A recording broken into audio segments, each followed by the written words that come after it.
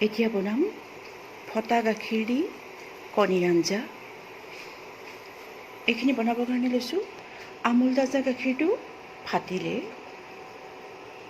ফাটোতে ফটা গাখীৰখিনি এনেদৰে কাপোৰত চেকি ল'লোঁ।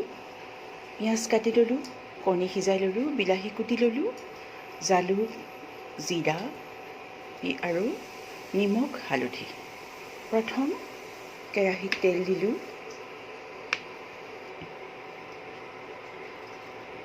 তেলখিনি গৰম হৈছে।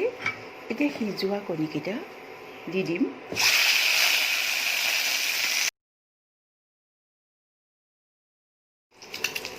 কণীকেইটাত নামমাত্ৰ নিমখ ছটিয়াই দিলোঁ আৰু অকণমান হালধি দিলোঁ।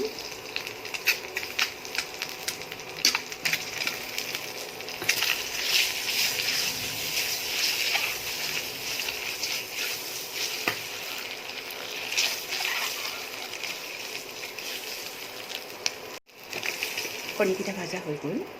এতিয়া উঠাই নমাই দিলোঁ। ইয়াত প্ৰথম এতিয়া পিঁয়াজখিনি দিলোঁ, অকণমান ৰঙচুৱা হোৱালৈকে ভাজি ল'ম। পিঁয়াজটো ভাজি ল'লোঁ। ইয়াত এতিয়া বিলাহীখিনি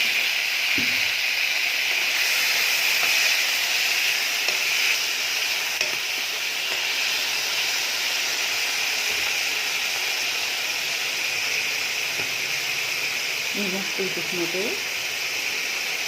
হালধি এচামুচ আৰু জিৰা এচামুচ। বিলাহীখিনি অলপ তেল দি দিছোঁ। ইয়াত এতিয়া জলকীয়া গুড়ি দিছোঁ। জলকীয়া গুড়ি নিজৰ কথা আৰু জ্বলাটো।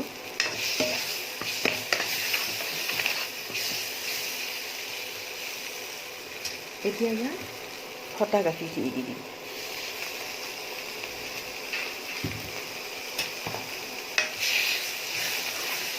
ভাজি ল'ব।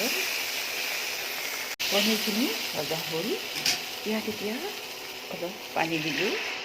যদি মোৰ ভিডিঅ'টো ভাল লাগে লাইক কৰিব, কমেণ্ট কৰিব, শ্বেয়াৰ কৰিব, ছাবস্ক্ৰাইব কৰিব আৰু বেল আইকনটো দবাই দিব। তেতিয়া নতুন নতুন ভিডিঅ'খিনি আপোনালোকৰ ওচৰত পৰিবগৈ। উতলিছে। ইয়াত এতিয়া কণীকেইটা দি দিম। উতলি ডাঠ হ'ল। ইয়াত এতিয়া জালুকৰ গুড়ি এখন ছটিয়াই দিলোঁ।